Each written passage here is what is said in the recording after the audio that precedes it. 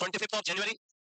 सो oncology कल complete आपके आज के 4 घंटे होते हैं आप, तो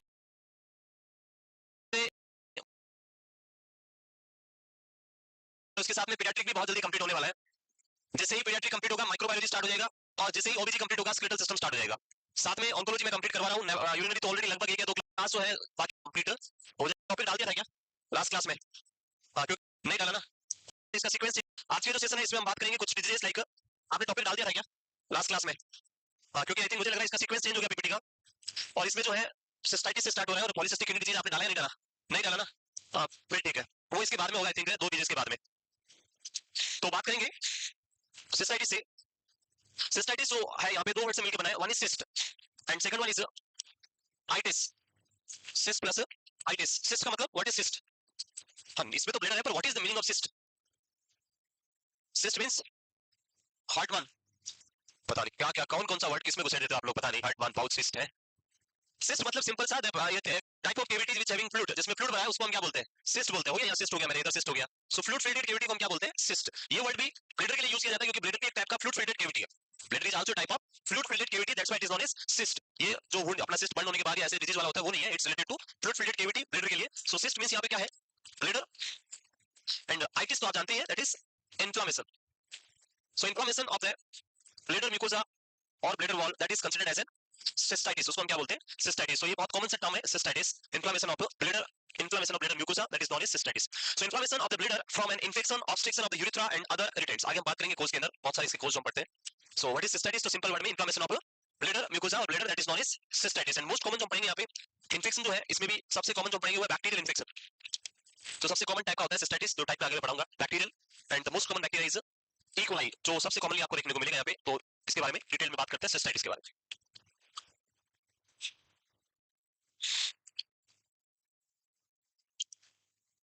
तो ये सब जो है आपका नोट सेट एग्जाम बिल्कुल पास में है, और उसी को देखते हुए हम कोशिश कर रहे हैं आपके लिए, और आप भी उसके लिए क्या रहे, प्रिपेयर रहे। जैसे ही नोट सेट आएगा, मैंने पहले अनाउंस किया 1 to 10 अप्रैल जो है आपकी बड़ी क्लासेस हम कंडक्ट करेंगे, 12 आवर्स की क्लासेस बोला था मैंने, और उसके लिए अभी से आप तैयार होना स्टार्ट हो जाओ। अभी से लॉन्ग स्टैंडिंग करना, कंसंट्रेट करना, वो सारी चीजें आप अभी से करना स्टार्ट करो। तो यहाँ नहीं चल रही तो घर पे बैठ के पढ़ाई करो, जो भी डाउट्स लगे लेके आए, पूछे, और जितने ज्यादा हो सके उतने एमसीक्यूज अभी से क्या करें, प्रैक्टिस करना स्टार्ट कर दे, तो बेस्ट रहेगा जब नोट सेट आ जाएगा। बाद में सोचोगे अभी करने, तो उस टाइम नहीं होगा, एक साथ कुछ नहीं कर पाओगे। अभी थोड़ा टाइम है, 2-4 महीने तो है अभी, आई थिंक दिसंबर चल रहा है अभी, चल नहीं रहे तो हो गया, लगभग आदत हो गया, थोड़ा सा बचा है, तो न्यू ईयर के चक्कर में चला जाएगा, फिर जनवरी आ जाएगा, जो न्यू ईयर है सच में फरवरी मैंने पहले बता दिया था, और मार्च, बस मार्च है अकेला, उसमें कुछ नहीं है, और फिर अप्रैल में तो एग्जाम है। तो इसीलिए कुछ टाइम है नहीं अपने पास, बहुत कम लिमिटेड टाइम है, और उस लिमिटेड टाइम में नॉट सेट 8 को क्रैक करना ही है, ऑप्शन नहीं है। और अभी ये भी सुर्खियों में आ रहा है कि नॉट सेट 8 में, नॉट सेट 8 के अंदर जो है जोधपुर एम्स की वैकेंसीज भी आने वाली है। तो जो इस बार आई है वो तो बैकलॉग वैकेंसी, पहले जो खाली थी हमारी, जो भी पोस्टें खाली थी वो आई थी, एक्स्ट्रा थी वो तो, लेकिन अब इस बार जो इसकी रियल वैकेंसी है वो भी आएगी। तो अगर वो भर गई तो फिर पता नहीं वापस कब आएगी। तो अगर जो जोधपुर आना चाहते हैं उनके लिए भी बेनिफिट है इस बार, मोस्ट ऑफ द प्रोबेबिलिटी जो है जोधपुर एम्स की वैकेंसी आने वाली है। ट्रॉमा सेंटर जो है बहुत फास्टली काम कर रहा है, और रोज अखबार में आ रहा है एम्स एम्स एम्स, तो वैकेंसीज भी बहुत जल्दी आएगी इस बार, तो आप प्रिपेयर रहिए।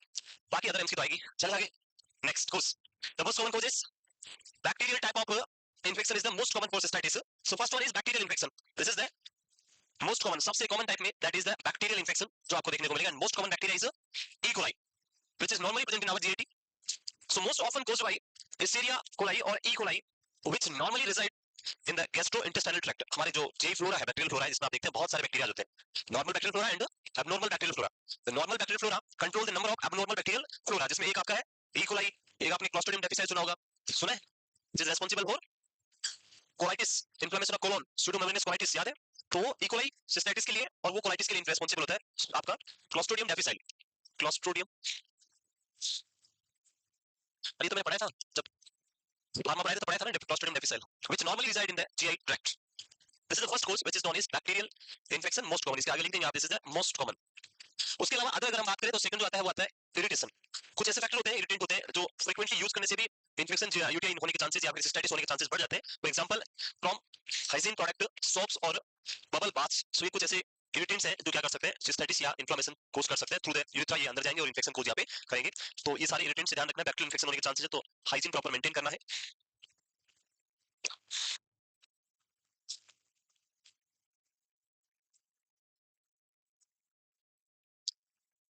बहुत सारे छुट्टी पे थे क्या 2-4 दिन पहले, जब मैं लास्ट टाइम क्लास में आया था तो कहाँ गए थे सारे? ये आज ही आए बहुत सारे नए एडमिशन, इतने सारे तो नए एडमिशन नहीं हुए हैं, कहाँ गए थे? लास्ट क्लास में पढ़ाए थे, आई थिंक कब 8-9 को पढ़ाए थे, पता नहीं 9 को, सेवन को पढ़े, उसके बाद नहीं पढ़ी? हाँ, तो सेवन को कहाँ गए थे सारे? शादी में। शादी ब्याह हुए सारे होते रहेंगे हैं? शादी में जीवने में पता नहीं वहां लगे पड़े हैं। अभी जो है वो सिर्फ टाइम किसका है? पढ़ने का। बाकी जीवने में होते रहेंगे। शादी में जीवने जाना मतलब उल्टा अपने लिए बीमारी लेके आना। 4 दिन तक पता ही नहीं चलता क्या हो रहा है, क्योंकि वहां रुका जाता नहीं है, और फिर घर आने के बाद भी रुका जाता नहीं है, बार बार आपको भागना ही पड़ेगा। तो इसलिए क्यों अपने आप को, समझ रहे मेरी बात? तो इसलिए शादी ब्याह को छोड़े और फोकस कहाँ करें? पढ़ाई पे। Next, other course, radiation therapy. ये एमसीक्यू जो बहुत बार पूछा जाता है, when we providing radiation therapy for bladder cancer और इन पेल्विक रीजन, जब भी पेल्विक एरिया में रेडिएशन देते हैं तो उसका सबसे कॉमन कॉम्प्लिकेशन आता है रेडिएशन थेरेपी का, वो क्या है? Cystitis. So cystitis is the most common complication of radiation therapy in तो पेल्विक एरिया और ब्लैडर कैंसर। रेडिएशन सिस्टाइटिस में अगर आफ्टर पेल्विक रेडियोथेरेपी, पेल्विस में रेडिएशन थेरेपी अगर हम देंगे तो वहां पे क्या हो सकता है? Cystitis is very common. Then interstitial cystitis, इसको हम आईसी के नाम से जानते हैं, interstitial cystitis, a chronic condition without a clear infectious course. इसमें जब आप पेशेंट का हिस्ट्री कलेक्ट करेंगे, जब आप सैंपलिंग करेंगे, ब्लड सैंपल, यूरिन सैंपल, आपको कोई बैक्टीरियल वहां पे प्रोडक्ट या बैक्टीरिया नहीं मिलेगा, फिर भी आपको इन्फेक्शन सिस्टाइटिस वहां प्रेजेंट मिल रहा है। सो इस तरह के कंडीशन को हम किसमें पढ़ते हैं? Interstitial cystitis. एंड क्लास जो है अदर्स। इन सब में सबसे कॉमन क्या है? द बैक्टीरियल सिस्टाइटिस जो याद रखना है, ई कोलाई जो आपको याद रखना है, most common course for cystitis और यूटीआई, दोनों एक ही बात है, यूटीआई पूछे या फिर सिस्टाइटिस।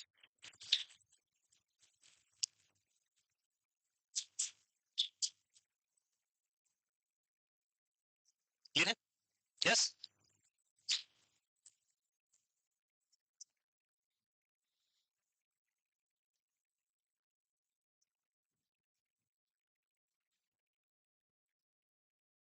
एक इंटरव्यू जो है मैं सुन रहा था किसी का, और उसमें वो बताते हैं, जब हम संस्कृत जानते हैं आप लोग, पढ़ा ही होगा सबने 10th क्लास तक, जो राजस्थान में है उन्होंने, बाहर वालों ने तो नहीं पढ़ा होगा, पर पढ़ा है, वेरी गुड फिर तो। सो जब वो इंटरव्यूअर जो उससे क्वेश्चन कर रहा था, तो वो बोलता है कि जो हमारी लैंग्वेज है, संस्कृत लैंग्वेज होती है, वो बहुत अच्छी लैंग्वेज है। उसका एग्जाम्पल उसने दिया, लाइक गधे वाला एग्जाम्पल उसने दिया। जब आप किसी को बोलेंगे गधे, वो गधे, तो उसको गुस्सा आएगा, खुश होगा वो? लेकिन अगर आपको उसको बोलना गधा ही है, बट वो किसमें बोलना है? संस्कृत में। तो उस इंटरव्यू में बताया उसने कि जब आप संस्कृत में गधा प्रोनाउंस करेंगे तो उसको गधा नहीं बोलते, उसको बोलते हैं है वैशाख नंदन। गधे को क्या बोलते हैं? वैशाख नंदन। सो आप बाहर जाकर किसी को बोलेंगे है वैशाख नंदन, वो बेचारा सोचेगा मैं पता नहीं कितना बड़ा महान महर्षि ऋषि बन गया हूँ, मेरे को वैशाख नंदन। आप बोल क्या रहे हैं उसको? गधा। लेकिन बोल किसमें है? संस्कृत में वैशाख नंदन। वो भी खुश और आप भी खुश। ना उसको कुछ हुआ, ना आपका जो गुस्सा था वो भी सारा उसमें निकल गया। तो ये जो है, अच्छा, लाइक एक घोड़ा और एक गधा होता है, घोड़ा और गधा होगा, तो आप बोलेंगे नहीं मेरा घोड़ा आगे, बोलेगा नहीं मेरा गधा, मेरा घोड़ा। तो आप उसको बोलो कोई बात नहीं, आपका गधा आगे, मेरा घोड़ा पीछे, कोई फर्क नहीं पड़ा, आपने उसके जो भी था उसको गधा बना दिया, लेकिन उसको आगे बोल दिया, इसलिए खुश होगा, ठीक है, मेरा आगे तो है कम से कम, और आपका घोड़ा है वो पीछे। वैसे भी आपको पता है क्या घोड़ा गधे से पीछे हो सकता है, पर उसको बोलने से आपको क्या जा रहा है? सो ये छोटी छोटी जो चीजें होती है ना, ये हैप्पीनेस लाती है। हम लोग बस उसके लिए लड़ रहे होते हैं, नहीं कैसे पॉसिबल है, मेरा भले गधा है पर मेरा क्या है? आगे। तो बोलो हाँ भाई आपका गधा आगे रख लो, क्या फर्क पड़ रहा है उससे? कुछ पड़ेगा फर्क? है वैसा आक्रमण, आप आगे, वो भी खुश, चलो मैं आगे, कोई बात नहीं। लिखिए नेक्स्ट। चलो, सो लाइफ में खुश रहना है और पढ़ाई करते रहना है, खुश रहना है और पढ़ाई करते रहना है। नेक्स्ट आगे, अदर्स। अदर्स के अंदर कैलकुलस, स्टोन पढ़ लिया ऑलरेडी हमने। स्टोन फॉर्मेशन होगा, ऑब्स्ट्रक्शन कोर्स करेगा, ऑब्स्ट्रक्शन ब्लड फ्लो होगा, और उससे क्या हो सकता है? ब्लड में कैलकुलस बनने से, स्टोन बनने से यूरिन एक्यूमुलेट होगा और उससे इंफेक्शन हो सकता है। The next one is indwelling catheter, very important. Hospital में जितने भी यूटीआईज के केसेस हम देखते हैं, सिस्टाइटिस के केसेस देखते हैं, उनमें सबसे कॉमन जो प्रॉब्लम होती है वो होती है कैथेटर एसोसिएटेड इंफेक्शन, जो कोटी हम बात करते हैं, catheter associated urinary tract infection. It is a very common type of hospital acquired infection जो आपको देखने को मिलता है, इम्प्रॉपर इंसर्शन ऑफ इनवेलिंग कैथेटर और हैंडलिंग ऑफ दिस कैथेटर। तो दोनों ही एब्नॉर्मल होने की वजह से आपको ये यूटीआई बहुत कॉमनली देखने को मिलता है हॉस्पिटल्स में। Then sexual intercourse with infected person, use of spermicides, gels and foam. So these are other cause for cystitis, other cause for cystitis.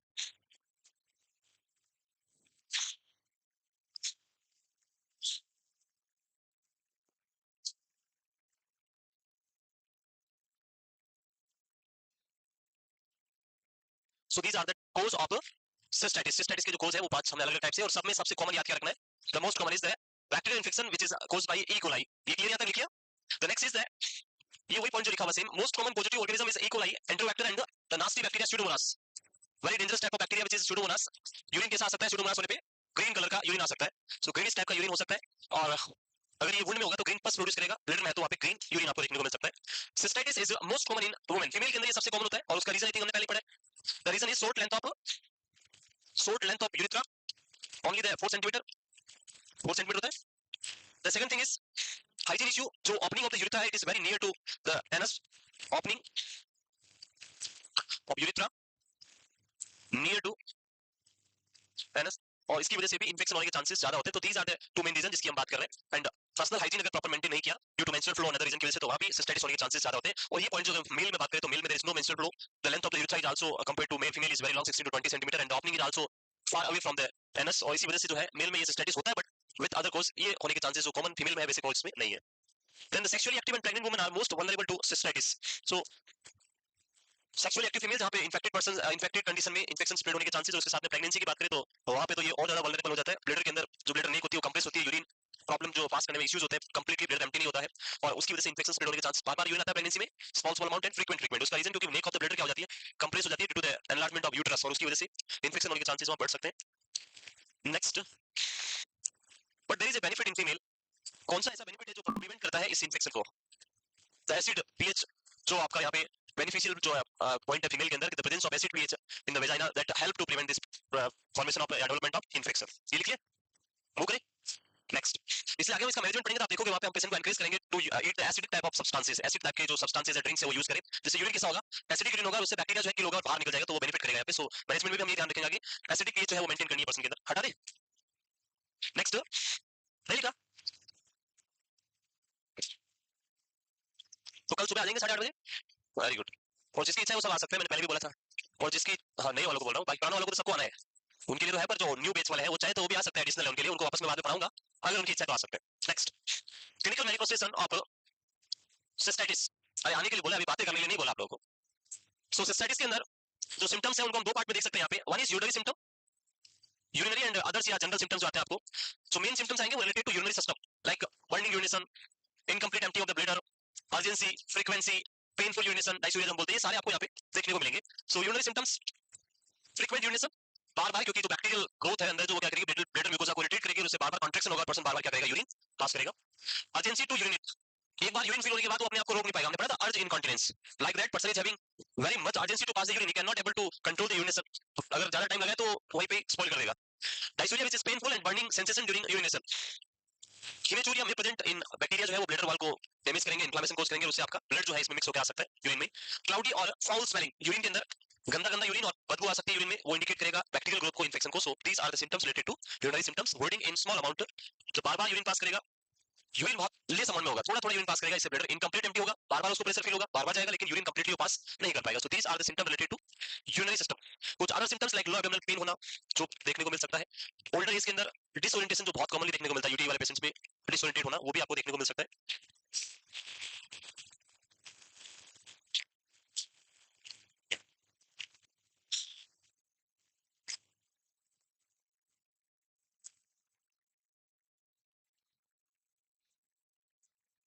ये खाली पेज सारे आप लोगों के ही हैं, कोई भागे भाभी गए भागे हैं, क्या बोल रहे हो? इमरजेंसी अभी स्टार्ट करेंगे 25 से। हाँ, क्यों अभी पढ़ना है? जाना क्यों है, कहाँ से हो? एमपी से? अभी तक अप्रैल में एग्जाम देके सेलेक्ट होके जाना, साफा पहन के और मेडल लेके जाना है, उसके बिना जाना ही नहीं यहाँ से है, आपको जाने नहीं देंगे हम बिना उसके। हाँ, एमपी वालों को दिखाना है, देखो राजस्थानी साफा स्पेशली जोधपुरी साफा, आप लोगों को सबको हम भेजेंगे। हाँ जी, हाँ क्या हेलो, साफे के साथ भेजेंगे घर, बिना साफे किसी को जाना नहीं है। अरे तो मेरा ही क्वेश्चन है, कंफ्यूजन था, अभी बताते हैं। Which of the following is not used for monitoring of the, मैं अभी इसमें से बताता हूँ, सबको ही बता देते हैं मोबाइल से। हो गया ये, अरे मूव करें।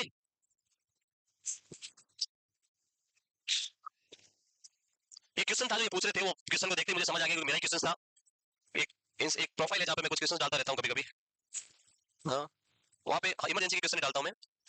एक क्वेश्चन था, वो था which of the following is not used for monitoring ventilation during anaesthesia. पढ़ा होगा कुछ लोगों ने, कुछ लोगों ने पढ़ा होगा, सबने अधिकतर एक ने छोड़ के सबने गलत आंसर दिया था। फिर मैंने आई थिंक आंसर्स भी डाल दिया इसमें, डाल दिया ना? हाँ डाल दिया था। हाँ ये कहाँ पे है, इंस्टाग्राम पे है, बातें नहीं करनी है। इसमें लिखा था नॉट यूज्ड फॉर मॉनिटरिंग, आप लोग भी आंसर दे सकते हैं सब लोग जाके, अगर आपको ऐसा लगे तो। है कहाँ देना है पता नहीं सर। वेंटिलेशन ड्यूरिंग एनेस्थीसिया, कोई भी बोलेगा नहीं, जिन्होंने देख लिया आंसर, जिन्होंने नहीं देखा वो आंसर बता देंगे। एज था इसमें कैप्नोग्राफी, और ये था क्वेश्चन, नहीं नहीं आप पूछ रहे जिनकी पूछ रहा हूँ। स्पाइरोमेट्री, याद, spirometry, pulse oximetry and the airway pressure monitor. क्या आंसर होगा? Spirometry.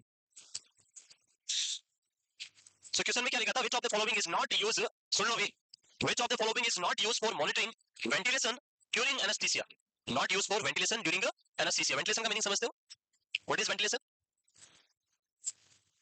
What is the meaning of ventilation? There are three terms जो मैं हर बार जब भी वेंटिलेटर पढ़ाता हूं तब पूछता हूं, ventilation, respiration and breathing, and I think all three are same, एक ही लगती है सबको, ventilation, breathing and respiration. So what is ventilation? Okay, जो लोग बाहर रहते हैं, हॉस्टल में ही रहते हैं, या फिर हॉस्टल में भी बहुत सारे देखते होंगे, जैसे आप रूम देखने जाते हैं, कुछ भी देखते हो, सबसे पहले क्या देखते हैं, वेंटिलेशन है कि नहीं यहाँ पे। सो what is the meaning of ventilation? वहां क्या देख रहे हो आप कि हवा आ रही है नहीं आ रही है, वापस आने जाने के लिए कुछ है कि नहीं है, विंडो कुछ तो है जो हवा आ सकती जा सकती है। So ventilation means exchange of air, in and out हो रही है, उसको हम क्या बोल रहे हैं, वेंटिलेशन।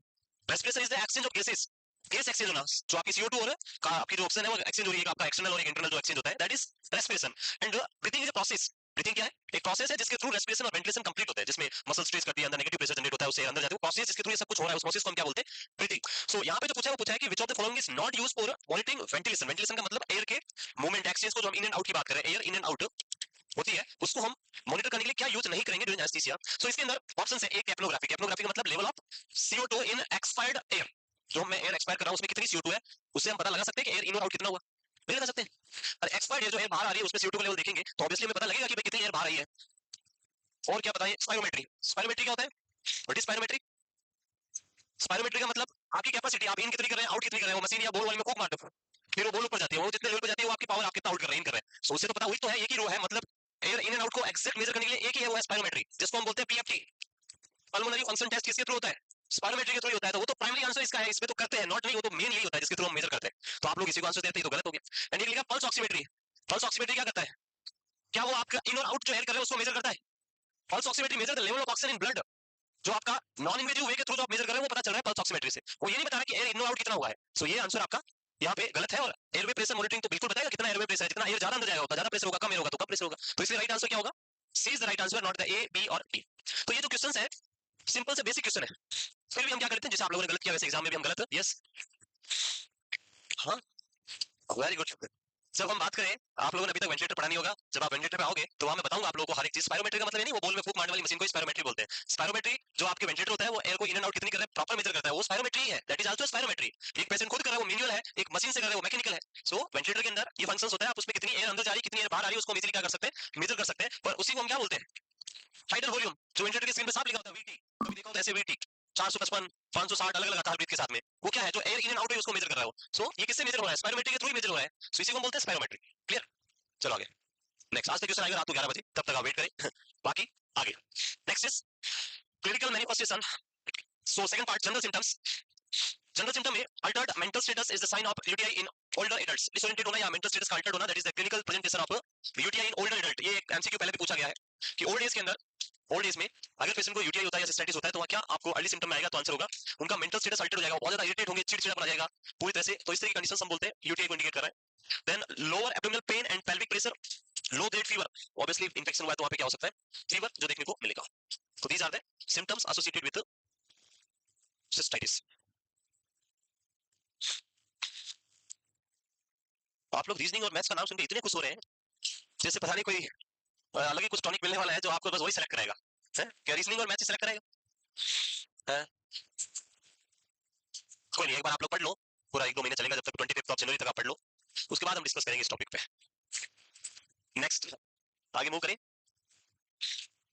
तो कर्ण सर आपके साथ होंगे और रीजनिंग मैथ्स आपको पढ़ाएंगे, वो एक्सपर्ट है रीजनिंग मैथ्स के, और उनकी एब्सेंस में कभी-कभी छोटे-मोटे जो क्वेश्चन है वो हम सोल्व करा देते हैं आप लोगों को, बट एक्सपर्ट फैकल्टी आपके साथ होगी मंडे से जो रीजनिंग मैथ्स ही पढ़ाते हैं, और उनका तो अपना पूरा इंस्टीट्यूट है इसी टाइप का, रीजनिंग मैथ्स टाइप का ही, जहाँ पे वो SSC और जो कोचिंग्स है उनकी कोचिंग कराते हैं। तो सर जो है आपको बहुत अच्छे से और सारी चीजें पढ़ाएंगे, बस आप ध्यान रखना है, आपको अच्छे से सीखना है, क्योंकि आपका नॉलेज थोड़ा उसमें क्या है, वीक है। चलिए आगे नेक्स्ट, डायग्नोस्टिक इवैल्यूएशन। बस ध्यान इतना रखना है कि है क्या 80-20, इसका ध्यान रखना है, बाकी आप लोग समझदार हो कि कहीं 20 के चक्कर में इतना ना खो जाओ कि 80 भूल जाओ, फिर बाद में 20 में से 20 आ रहा है पर 80 क्या था वो तो पता नहीं, वो तो भूल गए हैं। तो इसलिए पढ़ना है बट पूरी तरह से उसमें खो नहीं जाना है, डूब नहीं जाना है, बाहर आना मुश्किल हो जाएगा फिर। Next diagnostic test. So simple सा है, इन्फेक्शन हुआ तो हम यूरिन कल्चर ब्लड कल्चर ले सकते हैं। So blood test, culture and sensitivity, urine test जहां पे हम यूरिन कल्चर एंड सेंसिटिविटी देखेंगे, अल्ट्रासाउंड करके ब्लड की कंडीशन देख सकते हैं, यूरिन का अमाउंट कितना रिमेन हो रहा है वो देख सकते हैं। उसके अलावा ब्लड की म्यूकोसा अगर इन्फ्लेम्ड है तो उसको देखने के लिए हम सिस्टोस्कोपी कर सकते हैं। Cystoscopy, visualisation of blood mucosa. की म्यूकोसा को विजुलाइज करने के लिए हम क्या करते हैं, सिस्टोस्कोपी।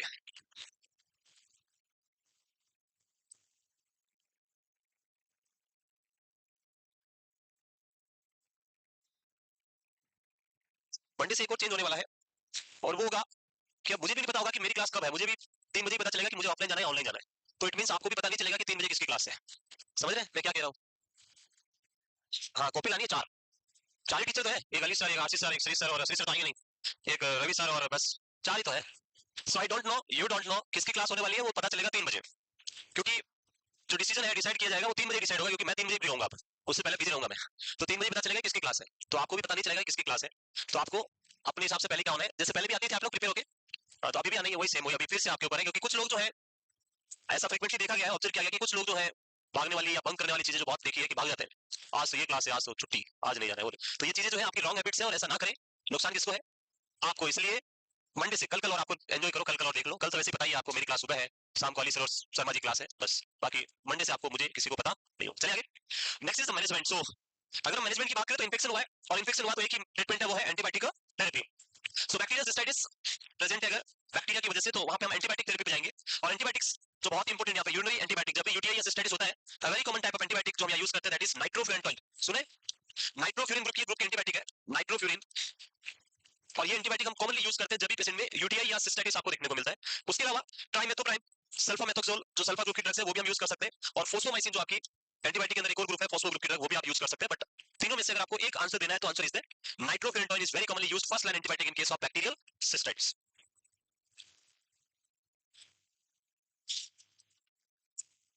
नाइट्रोफ्यूरिन ग्रुप की एंटीबायोटिक्स है, और डिटेल में आपको फार्मा पढ़ाऊंगा मैं एंटीबायोटिक सारी।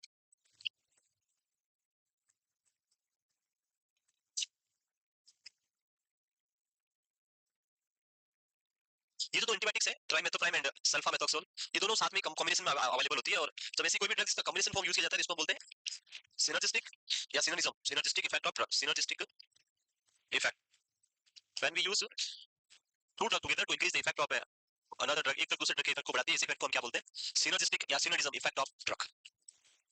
If person is having other complicated cases के अंदर अगर आपका ये ड्रग वर्किंग नहीं है, इससे इफेक्ट नहीं आ रहा है, then we will go for second line drug which is also very beneficial, that is the ciprofloxacin.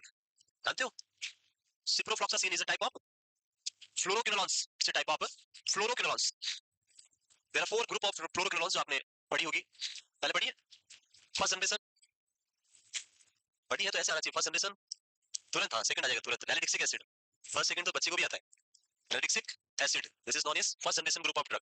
इसके बाद जो जनरेशन थी सेकंड थर्ड एंड फोर्थ, वो सारी थी इसी ग्रुप का variation.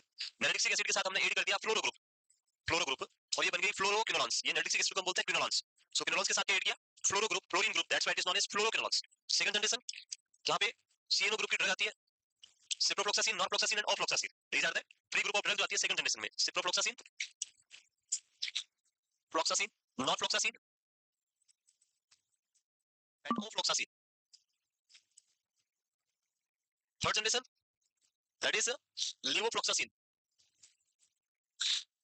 And last fourth generation that is moxifloxacin, L and M, ABCD में पहले एल आता है फिर एम आता है, सो मॉक्सीफ्लॉक्सासिन। बस ये है आपकी कौन सी ग्रुप की drug, quinolones and fluoroquinolones group of drug, detail में मैं पढ़ाऊंगा आगे बाद में, बट अभी इतना याद रख लिया आप, नाम इनके याद आएंगे। So in complicated cases we use the ciprofloxacin which is a second generation fluoroquinolones group of drug, and other भी हम यूज कर सकते हैं like levofloxacin भी हम यूज कर सकते हैं। क्या moxifloxacin यूज कर सकते हैं? Yes or no?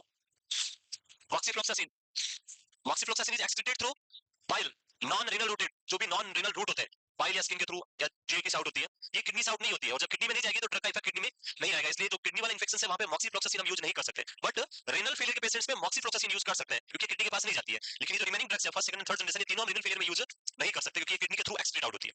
The next one is symptomatic management, जहां पे एनाल्जेसिक, मैंने पहले भी नाम बताया था, याद होगा, फेनाजोपायरिन बताया था, 2-3 दिन पहले तो बताया था। It's a very common group of drug जो आप यूज करते हैं पेशेंट में यूरिनरी पेन में, पेशेंट को जब क्या हो रहा है यूरिनरी पेन है, तो उसके लिए प्रीफर्ड एनाल्जेसिक ड्रग क्या है, फिनाजोपायरिन, यही पायरिडिन के नाम से अवेलेबल होती है। फिनाजोपायरिन जब हम बात करें पेशेंट में, तो इसको जो यूज करते हैं नियर बाई 100 टू 200 mg, इसका डोज जो रहता है पीडी, एक दिन में 2 बार, और 100 टू 200 mg देते हैं। इस ड्रग को हमें कभी भी लॉन्ग टर्म यूज नहीं करना है, क्योंकि ये पेशेंट में कॉम्प्लिकेशंस ज्यादा कर सकती है। इसका जो अलाउड टाइम ड्यूरेशन होता है वो नॉर्मली मैक्सिमम 2 डेज, 2 दिन, उसके बाद बंद कर देते हैं, 2 दिन से ज्यादा यूज नहीं करते हैं। उसके अलावा ये जो ड्रग होती है, इसका एक कॉमन थिंग्स या कॉमन प्रॉब्लम आती है, वो आती है it produce orange colour of urine, orange colour urine, बताया था मैंने पहले। So as a nurse, you have to give education to the patient that if you have urine which is in orange color, that is a normal finding. Drug लेने के बाद आपका urine orange colour का हो सकता है, ऐसा नहीं पेशेंट यूरिन देखते डर जाए भाग जाए ये क्या हो गया आप मेरे साथ पता नहीं. सो डरना नहीं है, ये क्या है, it's a normal finding, it is an expected finding, it's okay, no issue. Why it produce orange colour urine? Phenazopyridine is a type of dye. ये क्या टाइप ऑफ डाई है और इसके जो मॉलिक्यूल होते हैं उन मॉलिक्यूल का कलर जो होता है वो ऑरेंज कलर होता है. तो जब ये वाटर के साथ डाइल्यूट होते हैं तो कलर कौन सा प्रोड्यूस करते हैं? Orange. So it's a type of dye. Dye जानते हो? Dye is a colouring agent, जो कलर करने का काम आता है उसको बोलते हैं डाई. सो ये भी टाइप का क्या है? डाई है. और ये डाई क्या करता है? ऑरेंज कलर देता है. तो जब भी यूरिन में मिक्स होगा तो यूरिन को कैसा बना देगा? ये ऑरेंज कलर का. इसलिए नॉन टॉक्सिक ऑरेंज कलर है यूरिन का और कोई प्रॉब्लम उससे नहीं होगा. इसका मैकेनिज्म ऑफ एक्शन की बात करें तो ये जो है एज ए लोकल एनेस्थेटिक काम करता है. Local anaesthetic. जब आप इस ड्रग को पेशेंट को प्रोवाइड करेंगे तो ये ड्रग अंदर जाके क्या करेगा, जो ब्लैडर की म्यूकोजल लाइनिंग है, ये जो अंदर वाली लाइनिंग है, यहाँ से जो नर्व इंपल्सेस है उनके कंडक्शन को क्या कर देगा? ब्लॉक कर देगा, डिक्रीज कर देगा. और जब नर्व इंपल्स का कंडक्शन नहीं जाएगा तो उससे पेन सेंसेशन फील नहीं हो जाएगा, ब्लैडर की म्यूकोजा अंदर से नम हो जाएगी और पेशेंट को पेन फील नहीं होगा. सो इसका एक्शन कैसा है? तो आंसर होगा it's type of local anaesthetic. So complication में एक कॉम्प्लिकेशन जो नॉन टॉक्सिक कॉम्प्लिकेशन है, दूसरा इसका एक सिंपल सा कॉम्प्लिकेशन है वो है ये आपके जीआईटी या स्टमक को अपसेट करता है. जी अपसेट करता है, अपसेट यानी नोजिया वोमिटिंग कराता है. एंड इसी वजह से कभी-कभी आ जाता है the phenazopyridine drug is given before meal और after meal. So it's a very common answer, आपको ध्यान रखना है कि it should be given after meal. अगर आप बिफोर मील देंगे तो ये जीआईटी को बहुत ज्यादा इरिटेट करेगा एंड पर्सन बाद में खाना खाएगा तो क्या करेगा? वॉमिट. लेकिन आफ्टर मील देने पे इरिटेशन कम करेगा क्योंकि स्टमक ऑलरेडी फूड से फिल्ड रहेगा और इरिटेशन नहीं होगा तो वॉमिटिंग नहीं करेगा. So you should give this drug after meal. So this is a few point about phenazopyridine. And इसका ग्रुप कौन सा है? तो आंसर क्या देना है? It's a type of urinary analgesic. Urinary analgesic. जब भी यूरिनरी पेन होता है वहां पे हम इसको कॉमनली यूज करते हैं. हटा दे. देख लिया? It is also a common thing जो हम हर बार बोलते रहते हैं. Whenever person is having infection, specifically in urinary tract system, आपका urinary system, तो बॉडी में क्या करना है? वाटर इंटेक जितना ज्यादा हो सके उतना ज्यादा करना है. जितना ज्यादा पानी पिएंगे उतना जल्दी बैक्टीरिया क्या होगा? फ्लश आउट होकर बॉडी से बाहर चला जाएगा और आपका इंफेक्शन शीट होने में हेल्प करेगा. So next is increase fluid intake to flush bacteria.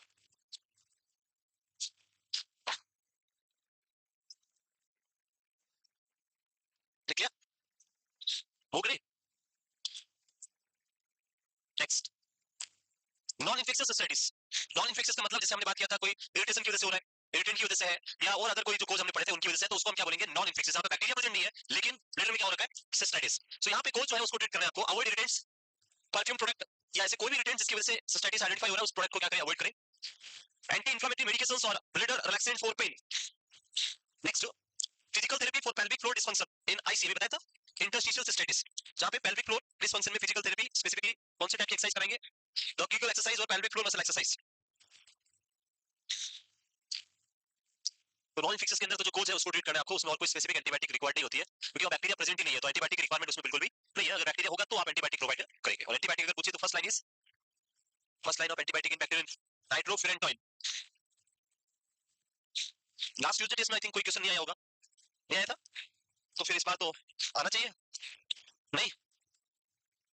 सो हमने एक्यूट रिनल फेलियर वहां से कोई भी क्वेश्चन नहीं दिया था आपको और पूरा सिस्टम ही कंप्लीट हो गया डिजीज वाला. So from ARF to till last जो भी है ट्यूसडे तक आई थिंक कंप्लीट हो जाएगा सिस्टम. तो आप पढ़ के आए और मोस्टली आई थिंक 100 एमसीक्यूज होंगे. और फिर इस बार किसके हो सकते हैं? रियल के. तो आप तैयार है? मैं बता दूंगा मंडे को कि कौन से आएंगे. ठीक है? देखिए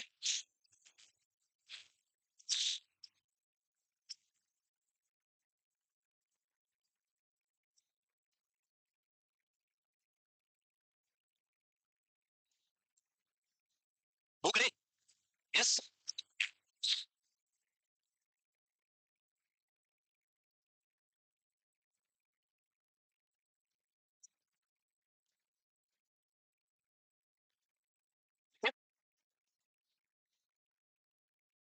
देखिए क्या लिखा, क्या है आईसी, क्या है ये है? क्या लिखा ये क्या लिखा आगे है? इन्फेक्शन सिस्टाइटिस का लिखा है उधर, क्या लिखा है? अभी पीछे घुमाओ, क्या लिखा था पहले आपने? क्या है ये है? फिर बाद में इन्फेक्शन पढ़ोगे उसको फिर गलत करोगे. भूख रहे आगे. Next chronic or recurrent cystitis. When a person is having cystitis, bladder infection again and again, that is not is recurrent. Prophylactic antibiotic in selected cases. What is prophylactic antibiotic? So we know that patient is having recurrent cystitis. Means patient को chronic या recurrent cystitis से कभी भी attack वापस हो सकता है, कभी भी इन्फेक्शन हो सकता है ब्लड में. तो हम क्या करते हैं उन पेशेंट्स में सिस्टाइटिस होने से पहले क्या प्रोवाइड करेंगे? Antibiotic therapy, that is known as prophylactic antibiotic. Prophylactic का मीनिंग होता है the type of management which is given before any disease और एनी प्रॉब्लम जो होने वाली है उससे पहले ही हम क्या कर रहे हैं? मैनेजमेंट कर रहे हैं, उसको हम क्या बोलते हैं? प्रोफाइलेक्टिक. रिकरेंट या क्रॉनिक प्रॉब्लम है तो उनमें हम पहले से क्या दे सकते हैं? एंटीबायोटिक थेरेपी लाइक नाइट्रोफिरेंटोइन या फ्लोरोक्विनोज दे सकते हैं. Address underlying conditions that is kidney stone. ये रिकरेंट या क्रॉनिक होने का रीजन कि बार-बार स्टोन है, कुछ दिन ऑब्स्ट्रक्ट करता है फिर ठीक हो जाता है, तो जब तक ऑब्स्ट्रक्शन रहेगा तब तक इन्फेक्शन होगा. कुछ दिन ठीक रहा फिर ऑब्स्ट्रक्ट किया फिर इन्फेक्शन हो गया. तो ये कोज को आइडेंटिफाई करें, स्टोन को आउट करें. Hormonal changes in post menopausal women. तो अकॉर्डिंग टू कोर्स भी यहाँ पे ट्रीटमेंट रहेगा जो सिस्टाइटिस क्रॉनिक वाले को ट्रीट करेगा, और प्रिवेंशन के लिए हम क्या दे सकते हैं, prophylactic antibiotics. So this is all about the cystitis. Last is prevention. क्या आप प्रिवेंशन कर सकते हैं इसको प्रिवेंट करने के लिए, सिस्टाइटिस को प्रिवेंट करने के लिए क्या कर सकते हैं? The best therapy is hydration. जितना पानी पिएंगे उतना बेस्ट रहेगा। सो पानी पीते रहे, ड्रिंक करते रहे, और यूरिन जो है एक्सेसिव प्रोडक्शन होगा तो उससे बैक्टीरिया रुकने की कोई चांसेस नहीं है, बस ग्लास को छोड़ के बाकी को पीते रहे आप लोग। Second thing, personal hygiene which is also very important, maintain proper personal hygiene। Patient जब मेंटेन करेगा तो सिस्टाइटिस या कोई भी इंफेक्शन होने के चांसेस वहां पे नहीं रहेंगे। ये लिखिए।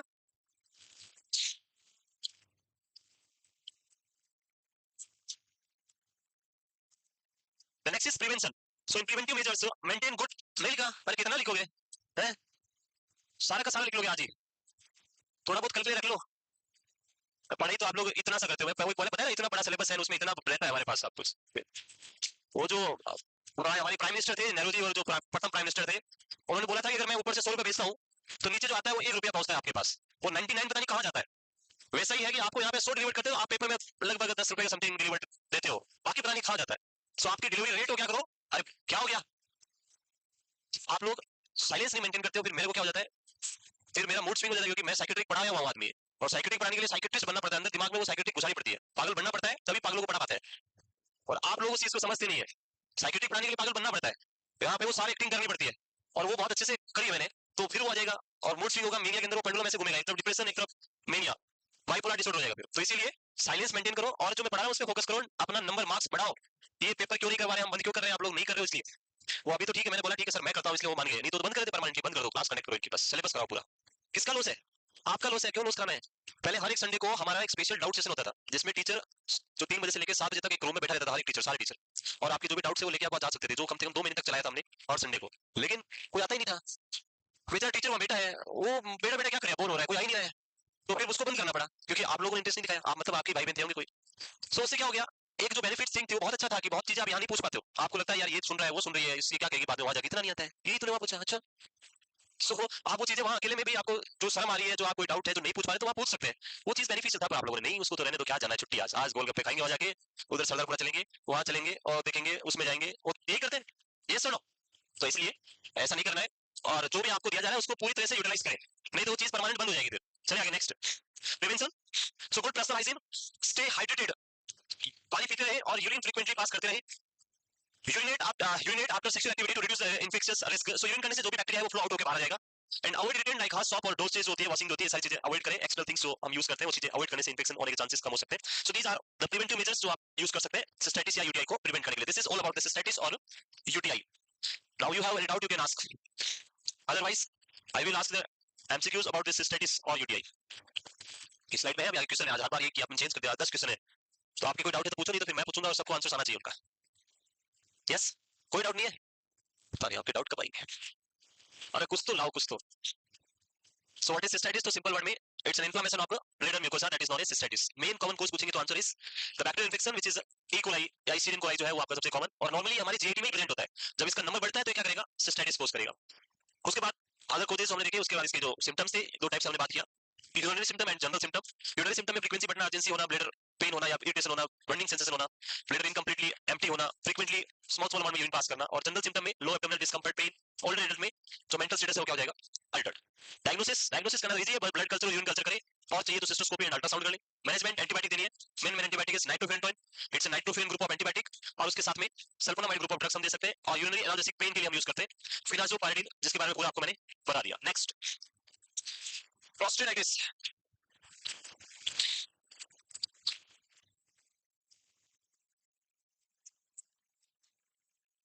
प्रोस्टेट ग्लैंड पढ़ाया था मैंने, अरे प्रोस्टेट पढ़ाया था। सो प्रोस्टेटाइटिस की बात करें तो it is the type of gland which is only present in male. ये लाइन लिखवानी पड़ती है आजकल आप लोगों को, only present in male, and that's why the prostatitis is the condition which is also only present in male. Prostatitis is a common problem which is present in male. What is prostatitis? Simple word में it's an inflammation of a prostate gland. जो prostate gland है उसका inflammation होना उसको हम बोलते हैं prostatitis. It's a very common problem in old age. बुढ़े लोगों में होने वाली सबसे common problem में एक आती है आपकी old age में, that is prostatitis.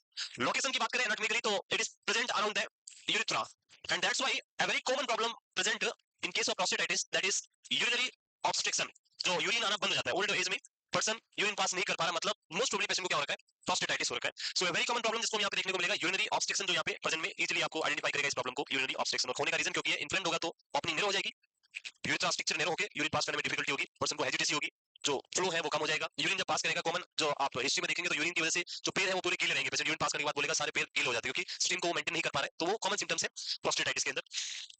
It is N inflammation of prostate gland that is often associated with lower urinary symptoms and symptoms of sexual discomfort and dysfunction। तो यहाँ पे urinary symptoms भी आएंगे और उसके साथ में sexual discomfort या dysfunction भी देखने को मिल सकता है। Most common at 50 years of age, 50 साल या उससे ज्यादा एज में आपको ये सबसे कॉमनली देखने को मिलेगा। एंड यहाँ भी सबसे कॉमन कोज क्या है, E. coli। Again the E. coli is the common cause for prostatitis, same E. coli।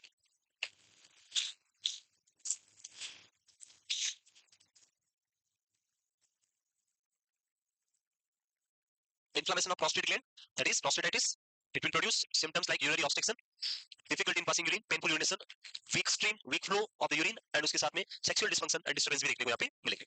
Common as तो आफ्टर 50 ईयर, एंड इसमें भी नियर बाई 80% से ज्यादा जो केसेस होते हैं वो आफ्टर 60-65 के बाद देखने को मिलते हैं। एंड जो पॉजिटिव ऑर्गेनिज्म जो सबसे कॉमन आपको मिलता है वो है ई कोलाई, तो यहाँ पे भी सबसे कॉमन कोज में आपको देखने को मिलेगा।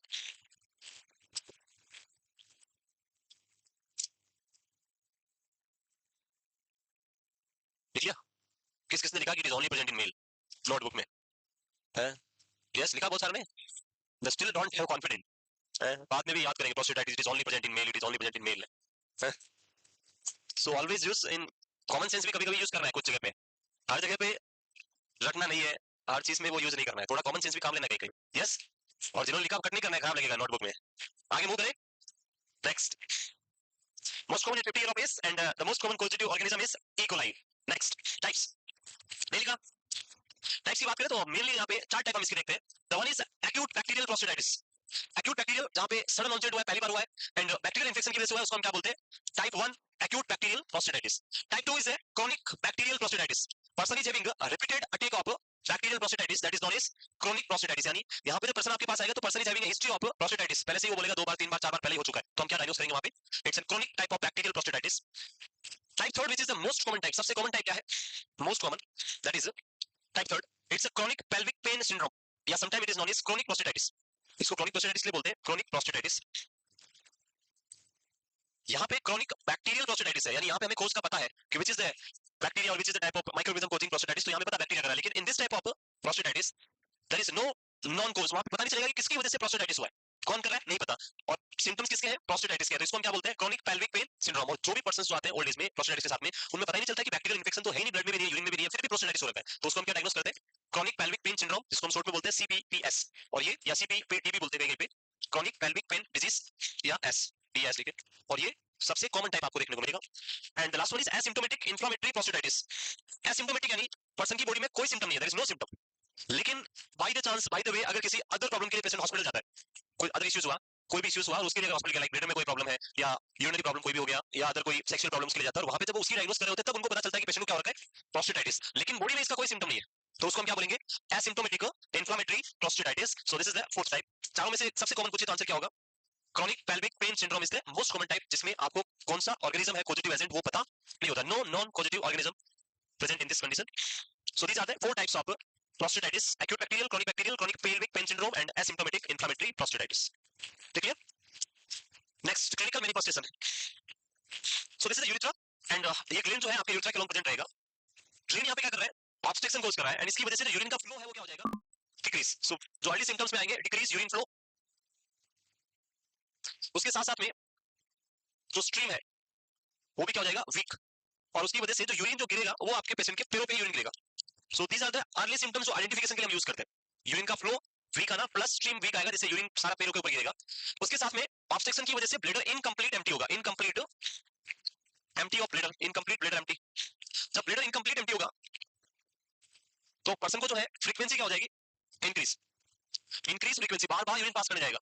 One more problem is person is having hesitancy, hesitancy means hesitation यानी वॉइस शर्म आता है, इट इज नॉट शर्म, hesitation means the person is having a severe pain when he pass the urine because of this obstruction। उसको urine pass करने में क्या होता है, सीवियर पेन होता है। सो यूरिन पास करने के लिए जाने की कोशिश करेगा, लेकिन उसको ये हेजिटेशन हो रहा है कि बहुत सीवियर क्या होगा, पेन होगा, वो यूरिन पास करने नहीं जाएगा।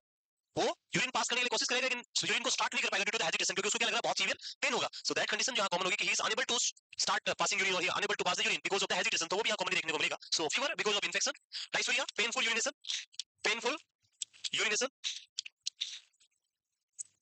next is perineal and low back pain, the frequency and urgency of the urination because of incomplete bladder empty, urethral discharge, prostate is tender and warm to touch, WBC present in prostatic secretions, positive urine culture। सो ये सारे और उसके साथ में जो हमने बात किया था वो सारे आप लिख लिए होंगे ऑलरेडी।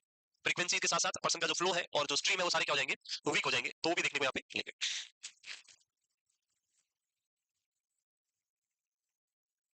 ये रही है, लिख लिया, रिमूव करें।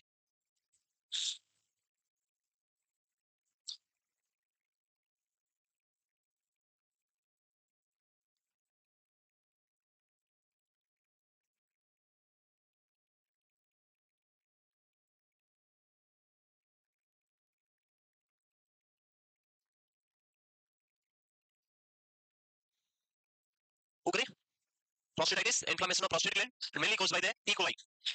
Affected group is old age, जहाँ पे सबसे commonly आपको देखने को मिलेगा, and clinical symptoms जो common आएंगे, these are the symptoms: frequency and urgency, and person is having very hesitation to pass the urine, painful urination, decrease the stream and flow of the urine. Next is diagnosis.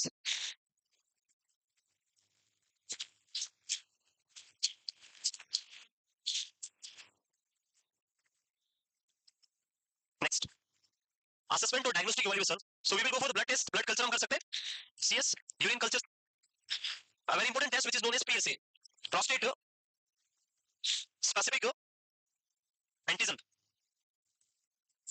PSA is the prostate specific antigen. So हम इसका level देखेंगे और अगर इसका level abnormally high है तो indicate करेगा either the inflammation और आइदर द कैंसर। PSA जानते हो, PSA अलग अलग एज ग्रुप में आपको अलग अलग देखने को मिलता है। अगर हम बात करें लेवल ऑफ PSA की, so in case of age 40 to 49 year,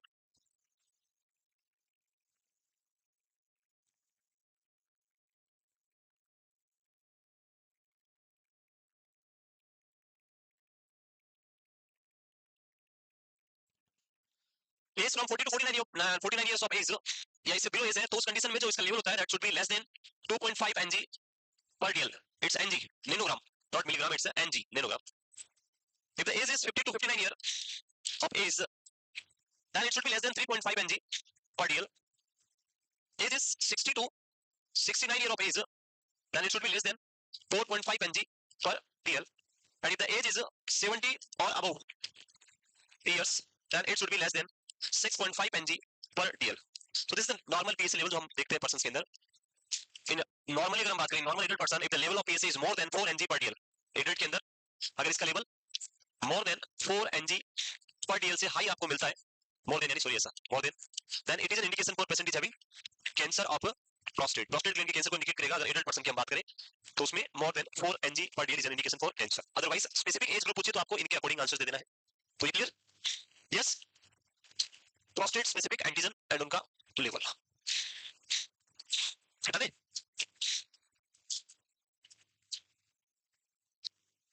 next is the management. Prostate gland की बात करें तो after the 50 year now the importance of prostate gland will be decrease reduce हो जाती है, क्योंकि पर्सन जो है ऑलरेडी अपनी रिप्रोडक्टिव लाइफ जो है वो कंप्लीट लगभग कर चुका है, उसकी फैमिली कंप्लीट हो चुकी है। सो उस कंडीशन में जो प्राइमरी मैनेजमेंट जो हम बात करते हैं mostly the surgical management is the prefer management here, जहां पे सर्जरी हम प्राइमरी करते हैं और मोस्टली जब ओल्ड एज में पर्सन आता है उसका प्राइमरी क्या करते हैं प्रोस्टेटाइटिस जो है वो परफॉर्म कर देता है, प्रोस्टेट को बढ़ा देते हैं। अगर बैक्टीरियल इन्फेक्शन हुआ है तो आप एंटीबायोटिक थेरेपी यहां भी दे सकते हैं। तो स्टार्ट करिए आगे। Next is management. Goal of the management is to eradicate the cause of organism, the cause organism, adequate fluid intake, antibiotic therapy, antispasmodics pain को रिड्यूस करने के लिए, स्टूल सॉफ्टनर। जब स्टूल हार्ड होगा तो जो रेक्टम है उसमें आपका एक्यूमुलेट होगा और उसको क्या करेगा एनलार्ज करेगा, और रेक्टम का एनलार्जमेंट होगा तो सारा प्रेशर आपके प्रोस्टेट पे होगा और उससे और सीवियर पेन होगा। तो ये सारा मैनेजमेंट यहाँ पे कर सकते हैं। बट इससे सबके अलावा जो प्राइमरी मैनेजमेंट यहाँ परफॉर्म करते हैं वो कौन सा है? सर्जिकल मैनेजमेंट, प्रोस्टेटेक्टोमी जिसको हम बात करते हैं।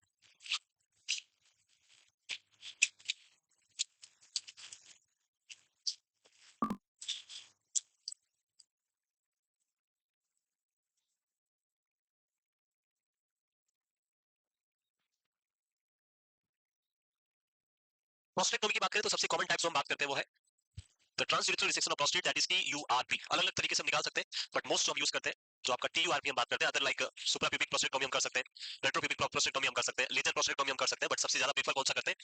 TURP। तो ये हो गया, नहीं लिखा, हटा दे। इसी डिजीज का एक और पार्ट है जिसको हम बोलते हैं PPH दोनों में प्रोस्टेटेक्टोमी हम करते हैं, तो इसके अंदर लिखा हुआ है प्रोस्टेटेक्टोमी, आगे हम पढ़ेंगे। और इस BPH बिनाइन प्रोस्टेटिक हाइपरप्लेजिया, आपने तीन टर्म पढ़ी होगी, one is hyperplasia, hypertrophy and atrophy. Atrophy is simple decrease in the size of any organ या part of the body after full development, that is known as atrophy. And hypertrophy का मतलब increase in the size of any organ. जब हम hyperplasia की बात करेंगे तो उसको बोलते हैं increase in the number of cell in specific organ. So यहाँ पे प्रोस्टेट ग्लैंड के अंदर जो नॉर्मल सेल का नंबर है वो क्या हो गया, बहुत ही ज्यादा हो गया। और जब सेल का नंबर बढ़ेगा तो प्रोस्टेट ग्लैंड एनलार्ज होगी और वो क्या करेगी, सेम यूरेथ्रा को कंप्रेस करेगी। और यही जो सिम्टम हमने अभी पढ़े वैसे यहाँ भी आपको देखने को मिलेंगे। So enlargement of the prostate gland with hypertrophy and hyperplasia of normal tissue. Hypertrophy का मतलब increase in size and hyperplasia का means increase in the number. And दोनों की वजह से ही साइज क्या होगा, ऑर्गन का इंक्रीज हो जाएगा। दोनों ही कंडीशन में जो ऑर्गन की साइज है वो एनलार्ज हो जाएगी, आइदर नंबर बढ़ रहे हैं और आइदर साइज बढ़ रही है, दोनों से आपका क्या होगा, एनलार्जमेंट हो जाएगा। सो this is the benign prostatic hyperplasia. Enlargement compress the urethra resulting in partial or complete obstruction. Most common occurs in men older than 50 years. Not most common, it occurs in men older than 50 years of age. Most common तो तब होता है जब एक के बजाय दो options होते हैं। एक ही ऑप्शन है जब मेल ही है, फीमेल तो ऑप्शन ही नहीं है, तो ओनली अकर्स इन मेल। और एज ग्रुप में हम लिख सकते हैं कि मोस्टली एक एज में होता है, तो आफ्टर 50 ईयर जो है वो सबसे ज्यादा देखने को मिलता है। The enlargement of prostate gland, BPH, benign prostatic hyperplasia.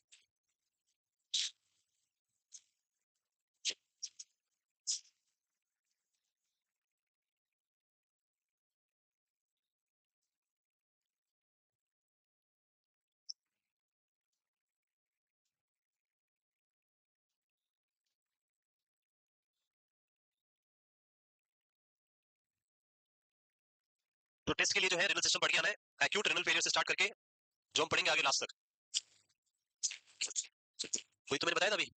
जब हम स्टूल सॉफ्टनर की बात करें तो उसका पर्पस क्या है, स्टूल को क्या करेगा, वो सॉफ्ट करेगा। सो इन केस ऑफ कॉन्स्टिपेशन, जब पेशेंट को कॉन्स्टिपेशन होगा तो स्टूल डिपॉजिट होगा रेक्टम में, और रेक्टम क्या हो जाएगा, एनलार्ज। जब रेक्टम का एनलार्जमेंट होगा तो सारा प्रेशर किस पे होगा, प्रोस्टेट पे, और पेशेंट को पेन होगा। तो उसको प्रिवेंट करने के लिए हम स्टूल सॉफ्टनर देंगे ताकि रेक्टम एनलार्ज ना हो। दैट इज द पर्पस जो हम बात कर रहे हैं इसमें। यस, हाँ हाँ, बताओ डाउट क्या है, व्हाट इज द डाउट, क्या लिखा है क्या? हाँ हाँ हाँ, तो हाँ ML, यस मैं DL लिखा क्या, हाँ हाँ। सो ये जो हमने लिखा था, यस बिल्कुल, इट्स ML, NG पर ML, मैंने DL लिखा है, तो अगर उसको तो MG का आप ML में कर लेंगे। इट्स जहाँ DL लिखा था ना वहाँ पे ML लास्ट में, NG पर ML लेवल हमने लिखे थे अभी। यस, ये N NG पर, ये M, इधर इधर ML करना, इधर है ना, इधर N nanogram. Next is the cause for this condition. So cause is unknown totally. आप लोगों का जो सबसे फेवरेट है वो क्या है आपका, unknown etiology, the best one जो आप लिखते थे या सोचते थे, अननोन। अरे कितना कंफ्यूजन करते हैं, कितना पता नहीं, बाई मिस्टेक मैंने अगर ML लिखा, DL लिखा, जो भी लिखा, पर उसमें ये लिखना NG पर ML, it is not MG, it's N। And यहाँ पे जो मैंने D लिखा तो उसकी जगह क्या है, M है, ML। It is an unknown etiology, in some cases it is seen that increase level of testosterone में। अरे आप लोगों को साइलेंट होना नहीं आता क्या, फिर मैं सच में ही वायलेंट हो जाऊंगा। लास्ट फ्रॉम 3-4 डेज मैं नहीं आ रहा था, मैं जो है थोड़ा इन्फेक्शियस स्टेज में चल रहा हूँ, अभी रिकवरी पे चल रही है, और नहीं चाह रहा हूँ फालतू में मेरी क्लास आ जाती है, वापस नहीं होगी, वापस पता नहीं वापस कब आएगी। तो क्यों, कल तो अलग क्लास, सुबह वाली क्लास, शाम वाली क्लास है वो फिर शर्मा जी आ जाएंगे तो ही लेंगे। नॉज अभी भी मेरा ब्लॉक है, बोलने में बहुत डिफिकल्टी हो रही है मुझे, फिर भी मैं कोशिश कर रहा हूँ, आप लोग रुके नहीं रहे, मान ही नहीं रहे हैं। तो साइलेंट रखा करो अपने आप को। नीचे ऑनलाइन क्लास में तो हमारे पास ऑप्शन होता है, म्यूट करके साइड में जाके कुछ भी कर सकते हैं, वहां पे नॉज ओपन कर सकते हैं, पर यहाँ पे मेरे पास कोई ऑप्शन नहीं है, there is no other option. क्या है, क्या कोई ऑप्शन, कोई भी ऑप्शन नहीं है। तो आप लोग थोड़ा शांति बनाए रखें और परीक्षा ना लें। परीक्षा हम लेंगे जब आए, थोड़ी दिन बाद जब मैं आऊंगा इमरजेंसी नर्सिंग के साथ में, तब वो मेरी क्लासेस चलेगी कंटिन्यूटी के साथ में, मैं ही रहूंगा। तो उस टाइप, एक तो ये रोजाना लाइट का प्रॉब्लम ऐसा है, कल भी हुआ था, कल तो आपके मजे हो गए, जल्दी छोड़ दिया सर।